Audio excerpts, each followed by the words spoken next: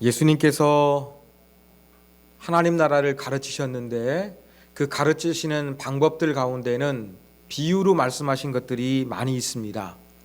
그런데 하나님 나라를 가르치신 비유의 말씀 중에서 오늘 본문 말씀은 자라나고 있는 씨의 비유인데 오직 마가복음에서만 발견되는 그러한 비유입니다. 26절에 보면 하나님의 나라는 사람이 씨를 땅에 뿌린 것 같다, 그렇게 이야기하고 있습니다. 여기에서 하나님의 나라, 다른 말로 우리는 하늘나라라고 표현할 때도 있습니다. 더 줄여가지고는 천국이라고 이야기합니다. 자, 천국, 하늘나라, 하나님의 나라, 이러한 것들을 우리가 떠올릴 때에 여러분의 그 머릿속에서 연상되는 것들은 어떠한 것들입니까? 우리는 이 하나님의 나라라고 하면은 지금 여기가 아니라 미래 저기에 있는 하나님의 나라를 생각할 때가 많이 있습니다. 죽음 이후에 가는 곳으로 생각합니다. 그래서 우리의 머릿속에 일반적인 하나님의 나라는 미래적입니다. 그리고 사후에 이루어지는 내세적인 것으로 인식하고 있는 경향이 아주 강합니다. 살다 보면 힘들고 어려운 일을 당합니다. 그럴 때에는 우리는 빨리 천국 가고 싶다, 예수님 빨리 오셨으면 좋겠다, 그렇게 우리가 이야기를 합니다. 이렇게 힘들고 모순되고 불완전한 이 땅에서의 모든 삶을 끝내는 이상적인 천국, 하나님의 나라를 우리는 미래에 또 저 멀리에서 기대하고 있는 것이 우리의 관념이라고 할 수가 있을 것입니다. 이렇게 하나님의 나라를 떠올리게 되면 미래적인 것, 내세적인 것으로 생각하는 경향이 강한데, 그러면 하나님의 나라는 지금 어떠한 의미가 있을까요? 자꾸 우리를 하나님의 나라를 죽어서 가는 곳, 저 미래에 이루어지는 것으로 인식하고 있는데 그게 전부라고 한다 그러면 지금 하나님의 나라, 지금 하늘나라, 이것은 저와 여러분에게 어떠한 의미가 있습니까?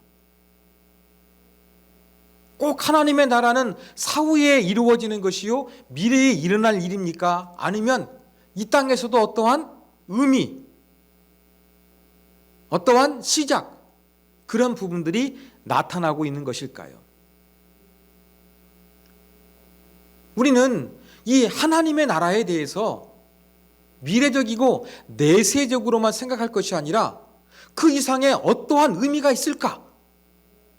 이러한 부분에 대해서 한번 우리가 고민을 해봐야 되고요. 또 이러한 고민 가운데 어느 정도의 답변을 해주고 있는 것이 오늘 본 말씀이라고 할 수가 있습니다. 우리가 지난 주일에는 부활주일로 지켰습니다. 그런데 여러분, 코로나 바이러스로 인해서 널리 알려진 신천지라는 이단은 부활절을 지키지 않습니다. 왜 그럴까요? 그들도 예수를 믿는다고 하면서 부활절을 지키지 않는 이유는 그들은 육체 부활을 믿기 때문에 그렇습니다. 죄송합니다. 육체 영생을 믿기 때문에 그렇습니다. 우리는 죽은 다음에 부활해서 이루어지는 하나님의 나라를 꿈꿀 때가 많이 있는데, 신천지 이단은 우리가 살고 있는 육체를 가지고서 새로운 세계로 들어가게 된다, 즉 새하늘과 새 땅이 오게 되면 죽어서 우리 몸이 살아나는 것이 아니라 지금 육체를 가지고 그대로 이루어지게 된다고 믿고 있기 때문에 그렇습니다. 그래서 그 신천지가 말하는 새로운 세상은 오직 14만 4천 명만 들어갈 수가 있습니다. 그 안에 들어가기 위해서 이 땅 가운데서 열심을 내고 있는 그러한 모습을 보이고, 또 열심을 내다 보니까 전도하다가 거짓말하고 또 또한 성적인 관계까지 이용해서 자기들의 포교를 하고 있는 이러한 모습을 보여주고 있는 것입니다. 신천지 사람들은 이런 기대가 있다고 한다고 합니다. 육체 영성에서 이 새로운 시대가 이루어지게 되면 온 천하 만국의 사람들이 자기들에게 몰려온다고 합니다. 자기들은 그때 14만 4천 명이 되어서 제사장이 되어서 다스린다고 생각을 합니다. 그러면서 나는 프랑스를 다스려야지, 나는 스페인을 다스려야지, 나는 부산을 다스려야지, 이런 생각을 합니다. 그리고 유명한 배우들 있지 않습니까? 내 나라에는 박보검이 오게 해야지, 박서준이 오게 해야지, 이러한 이야기를 실제적으로 신천지 사람들은 한다고 합니다. 이렇게 자기가 왕같이 군림하게 되는 그 14만 4천 명이 되는 그것을 꿈꾸면서 이 땅 가운데서 열심히 그 조직 가운데 충성하고 봉사하고 전도하고 있는 것이 신천지입니다. 이러한 신천지는 열심이라는 행위를 통해서 구원받는다는 것을 가르치고 있는 것입니다. 저에게는 잊을 수 없는 이 주일학교 다닐 때의 찬양이 있습니다. 돈으로도 못 가요 하나님 나라, 맘 착해도 못 가요 하나님 나라, 믿음으로 가는 나라, 하나님 나라죠. 우리는 이 찬양을 배웠습니다. 신천지처럼 하나님의 나라는 육체 영성을 통해서 가는 것도 아니고요, 또 그 안에 들어가기 위해서 뭔가 열심을 내는 것도 아닙니다. 그러면 이 땅 가운데서 하나님 나라에 가기 위해서는 믿음만 있으면 되느냐, 다른 의미는 없을까? 우리가 이런 부분들을 오늘 본문의 말씀 속에서 한번 살펴보고자 합니다. 성경은요, 하나님 나라가 죽음 이후에만 이루어지는 미래적이고 내세적인 것이 아니라는 것을 분명하게 가르치고 있습니다. 여러분, 예수님께서 이렇게 말씀하셨습니다. 누가복음 17장 21절, 하나님의 나라는 너희 안에 있느니라. 하나님 나라가 이미 시작되었고 저와 여러분 안에 있다고 예수님께서 분명하게 말씀하셨습니다. 하나님의 나라는 이미 우리 안에서 시작된 것입니다. 이 땅에서 시작된 것입니다. 그런데 하나님의 나라는 아직 완성은 되지 않았습니다. 여전히 지금도 하나님의 나라는 완성을 위해서 공사 중인 나라인 것입니다. 이미 시작되었으나 아직 완성이 이루어진 하나님의 나라, 이것을 우리가 어떻게 설명할 수 있을까요? 우리가 어떻게 이해할 수 있을까요? 우리가 잘 이해할 수 있도록 예수님께서는 하나님의 나라를 비유를 통해서 말씀하신 것입니다. 시작되었는데 아직 완성이 되지 않는 것을 설명하는 것은 어렵습니다. 마찬가지로 예수님께서도 이미 시작된 하나님의 나라, 그러나 완전히 완성되지 않은 하나님의 나라를 제자들에게 가르쳐 주셨는데 그것을 잘 이해할 수 있도록 비유를 통해서 말씀하신 것입니다. 그래서 예수님은 하나님의 나라는 사람이 씨를 땅에 뿌린 것 같다, 하나님의 나라는 뭐뭐와 같다, 이러한 여러 가지 다양한 비유를 통해서 하나님 나라를 가르쳐 주셨습니다. 그 중에 하나가 바로 무엇이냐? 자라나고 있는 씨의 비유인 것입니다. 하나님의 나라는 땅에 뿌려진 씨앗이 자라나고 있는 씨앗과 같다. 이 비유를 예수님께서 말씀하여 주신 것입니다. 자, 이 비유를 통해서 하나님 나라의 특성 두 가지가 나타나게 됩니다. 첫 번째 특성은 무엇이냐? 하나님 나라는 하나님의 주권적인 역사로 진행되고 있다는 것입니다. 자, 비유를 통해서 씨앗이 열매, 곡식을 맺는 과정을 예수님께서 설명해 주셨습니다. 자, 농부가 땅에 씨앗을 심습니다. 땅 속에 있는 씨앗이 자라나서 땅 위로 올라오지요. 줄기가 점점점 생기게 되겠고 여기에서 이삭이 올라오게 되겠고 열매를 맺기 시작해가지고 마침내 풍성한 곡식을 걷게 되는 이 긴 씨앗으로부터 열매까지의 과정을 예수님께서 말씀하여 주셨습니다. 그런데 이렇게 씨앗으로부터 곡식이라는 열매를 맺기까지 긴 과정이 있는데 이 과정 가운데서 예수님께서 강조하고 있는 것은 농부의 역할이 아니었습니다. 여러분, 씨앗을 뿌려서 열매를 맺는다고 할 때 우리는 일반적으로 농부의 근면한 모습, 농부가 얼마나 과학적으로 효율적으로 농사를 짓느냐, 우리는 이런 거에 집중합니다. 농부의 역할이 분명히 있습니다. 그러나 농부의 역할이 전부는 아닌 것입니다. 여러분, 자연재해, 비, 태양, 시간, 이러한 것들은 농부의 마음대로 할 수 있는 것이 아닙니다. 농부의 능력 밖에 있는 것입니다. 마찬가지로 예수님께서 이 씨앗으로부터 열매를 맺게 되는 곡식의 비유, 이 긴 과정 속에서 예수님은 농부의 역할을 강조하고 있는 것이 아니라 농부가 할 수 없는 것, 이것을 예수님께서 강조하고 계신 것입니다. 그게 바로 무엇입니까? 농부는 그저 씨앗을 심고 기다려야 되는 것입니다. 열매를 맺을 때까지 그냥 수동적으로 기다려야만 되는 것입니다. 바로 오늘 비유 가운데는 농부의 역할이 아니라 어쩌면 농부가 수동적으로 자기 역할을 한 이후에 기다려야 되는 수동적인 면을 부각시키고 있습니다. 그러면 곡식을 맺는 가운데 농부가 수동적이면 누가 그 일을 하겠습니까? 자연이란 존재겠죠.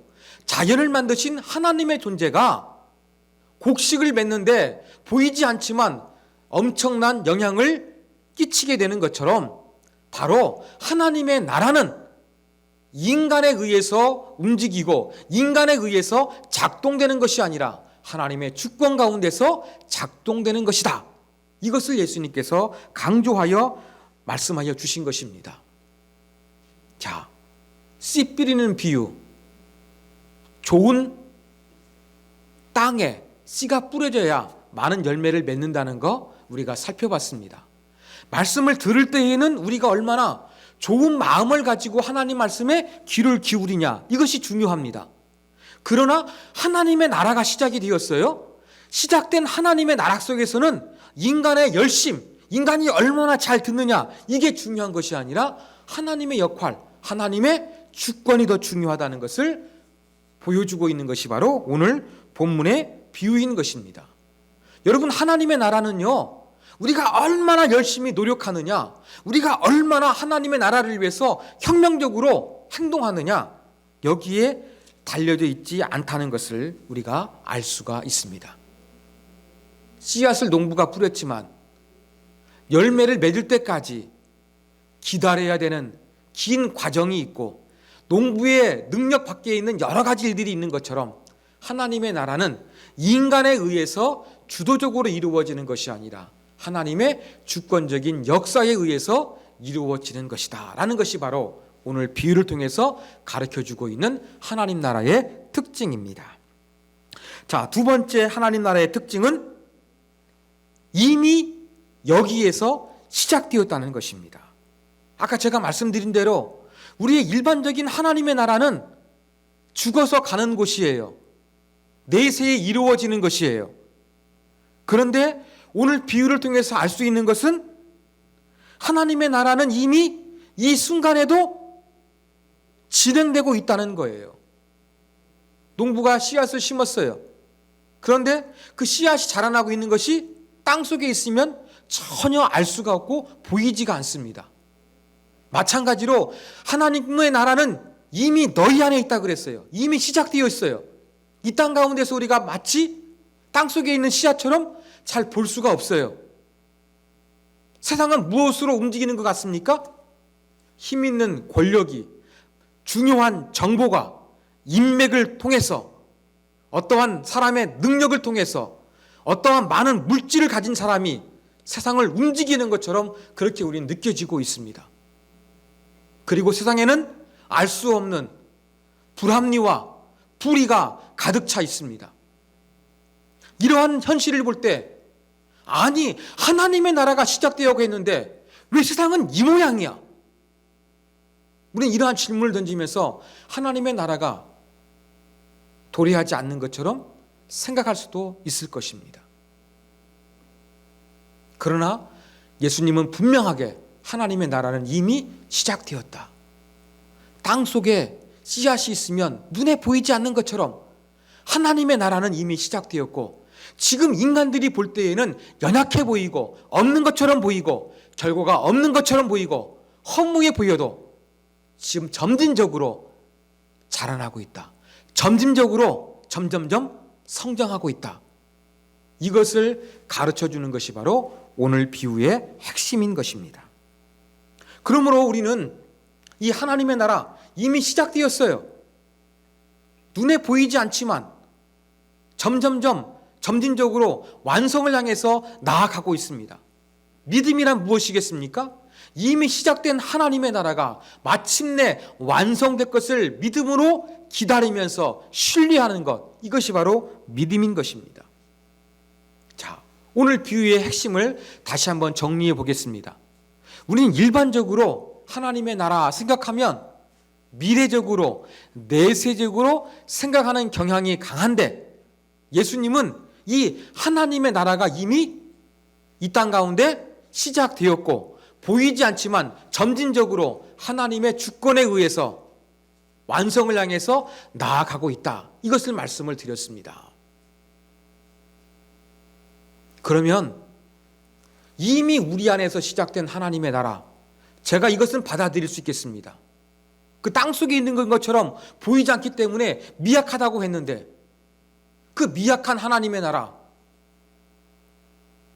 우리가 어떠한 의미를 부여하면서 이미 시작된 하나님의 나라가 무엇인지 가슴에 무엇을 품고서 우리가 살아가야 되겠습니까?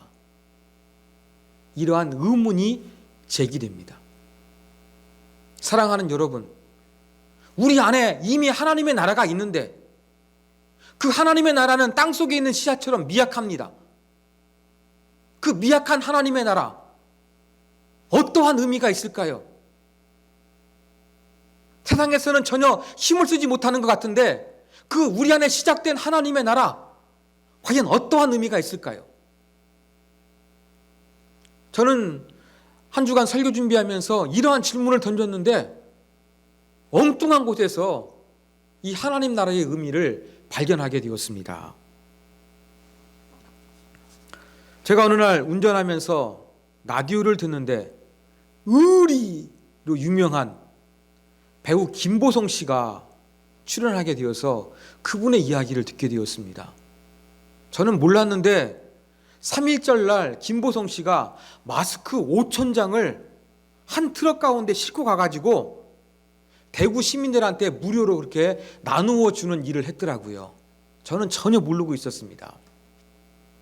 자, 지금 될지는 모르겠습니다만 한번 그 나누어 준 이후에 그 한번 모습을 영상으로 한번 잠깐 보시겠습니다.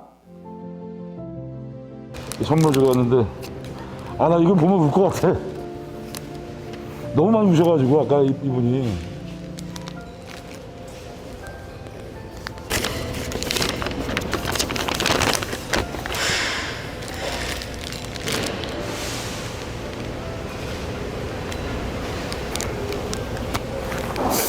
아유.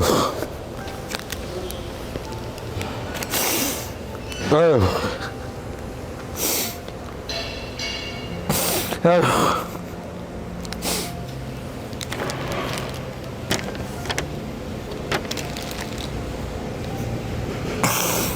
아유.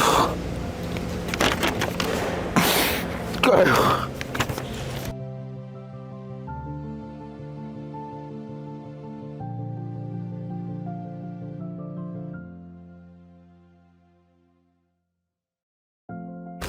요즘 그 경기가 어렵다 보니까 많은 분들이 힘들어하셨어요. 근데 이게 코로나가 덮치면서 엎친 데 더 덮친 격이 돼가지고 지금 어려운 사람 너무 많았습니다.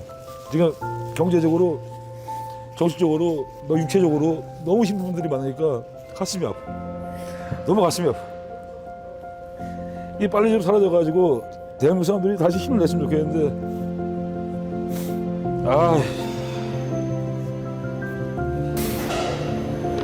이 편지가 지금 현재 대구 시민 모든 분들의 마음일 것 같습니다. 그래서 눈물이 났어요. 아무튼 대구뿐만 아니라 대한민국의 모든 힘드신 분들 힘내십시오. 제가 이 편지를 가슴에 안고 어디든 달려가겠습니다. 제가 함께 하겠습니다. 지켜드리겠습니다. 사랑합니다. 힘내십시오. 대한민국 모든 힘들고 아픈 사람들 힘내십시오.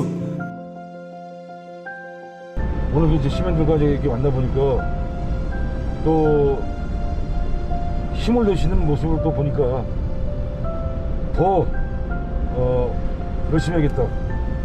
어떤 장소든 어떤 곳이든 힘들고 아픈 사람들 계시면 무조건 전 의리로 달려가겠습니다. 보셨죠? 저는 이분 보니까 3월 1일 날 갔는데요. 이때 너무 좀 저기 했는데 약속을 해가지고 다시 대구를 방문해 2차 방문해서 마스크를 가지고 방문을 했습니다. 그리고 그 코로나 바이러스가 퍼진 초기에 중국 우한의 교민들이 그 두 곳으로 진천과 아산에 격리됐잖아요. 그때 2,000매, 5,000매 또 마스크를 또 그 지역을 위해서 또 이렇게 나누어 주는 그런 일도 했습니다. 이분은 아까 혼자 직접 운전하잖아요. 매니저와 소속사가 없어요.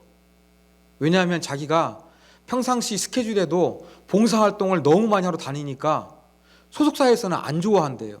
그러니까 혼자 움직이는 거예요.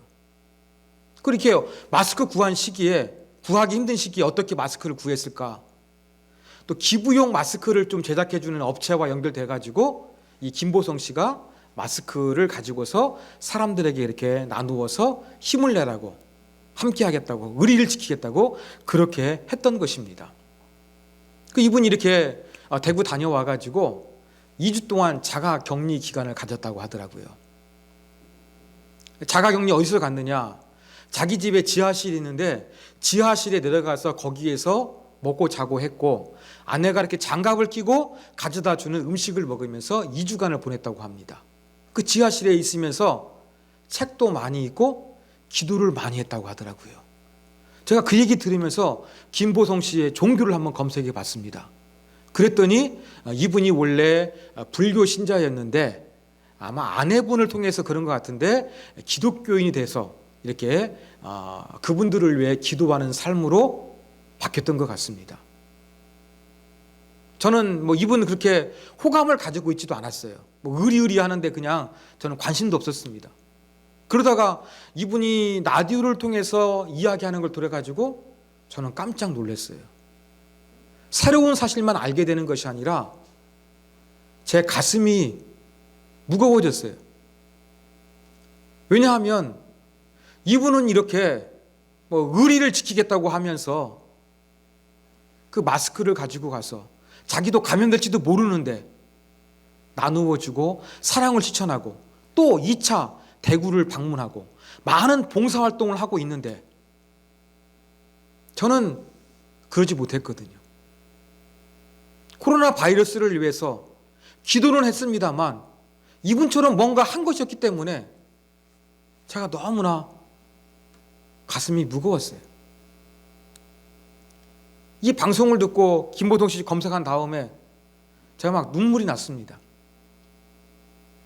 그리고 우리 기독교인들이 뭔가 힘들고 어려운 사람들한테 제일 잘하는 말 있잖아요. 기도하겠습니다.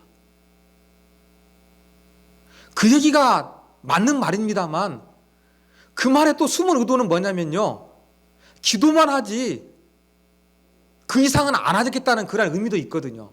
내가 동참할 수 있는 것은 기도뿐이라는 것이 되거든요. 제가 마치 꼭 그러한 사람이 된 것 같아가지고 제 스스로가 너무 부끄러웠어요. 그래서 제가 눈물이 납니다. 아니, 이 사람은 예수를 믿고서 그렇게 의리를 외치고 자기의 위험을 감수하면서까지 대구에 내려가서 사람들에게 희망을 주는 그러한 삶을 살고 있는데 나는 왜 이거밖에 되지 않는 것일까? 나는 기도밖에 할 수밖에 없는 그러한 연약한 믿음의 사람인 것일까? 제가 이것 때문에 마음이 너무 아프고 너무 무거웠습니다. 그러다가 설교 말씀이 생각이 났습니다. 아, 그래. 이게 바로 하나님의 나라가 이 땅 가운데서 시작된 것이구나. 배우 김보성 씨가 말로만 의리를 지킨 것이 아니라 예수님을 믿는 다음에 정말로 이렇게 어려운 사람들을 위해 기도하고 어려운 사람과 함께하기 위해서 자기의 최선을 다하겠다고 그렇게 바뀌어진 삶, 이것이 바로 이 땅에서 시작된 하나님의 나라구나. 나에게는 그런 모습이 없는 것 같아 괴로웠는데 나에게도 새로운 동기를 부여하고, 내가 예수를 안 믿었으면 뭐 나와 관계없는데 돕는 사람들, 마음 착한 사람만 돕겠지라고 했는데 내가 그래도 예수님 믿기 때문에 나는 왜 저렇게 하지 못하는 것일까? 나는 왜 예수님처럼 닮아서 사랑을 실천하지 못하는 것일까? 괴로워하면서 나 자신을 되돌아보는 것. 이 마음을 갖는 그 자체가 내 안에 하나님의 나라가 시작되었기 때문에 이루어지는 것이라는 것을 제가 생각하게 된 것입니다. 사랑하는 여러분, 하나님의 나라 미약합니다만 예수를 믿는 사람 안에는 이미 이렇게 하나님의 나라가 시작이 되었습니다. 하나님의 나라는 죽어서 가는 것이 아닙니다. 신천지가 말하는 것처럼 내가 사후에 보상을 받고 다른 사람을 군림하고 지배하는 게 아닙니다. 하나님의 나라는 무엇입니까? 예수님의 모습을 본받아, 우리를 위해서 아낌없이 죽으신 예수님의 모습을 본받아, 예수님의 사랑과 헌신을 본받아 나도 사랑하는 것입니다. 천국은 좋은 곳입니다. 여러분, 왜 천국이 좋은 곳입니까? 아픈 곳이 없고 우리를 두렵게 하는 죽음이 없는 곳이기 때문에 천국이 좋은 곳이 아닙니다. 천국은 바로 무엇입니까? 감동이 있는 곳이기 때문에 좋은 곳입니다. 아픔을 주는 질병과 이 죽음의 공포가 없어서 좋기도 합니다만, 천국이 좋은 곳은 이렇게 사랑으로 인해서 우리의 마음을 따뜻하게 하고 우리를 감동케 하고 예수님의 닮은 모습들이 많기 때문에 천국은 좋은 곳입니다.